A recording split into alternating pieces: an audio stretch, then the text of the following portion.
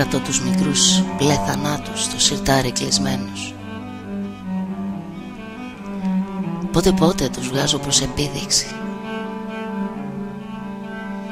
Απλωμένα κύματα στο τραπέζι φλερτάρουν με μπαγιάτικο νερό και δύο πράσινα μπουκάλια νόθων μορφών.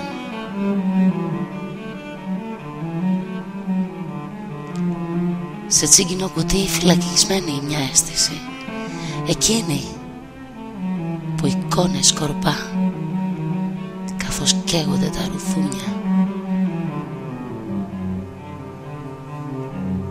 Το τελευταίο σύνορο ασπάστηκα χθες βράδυ.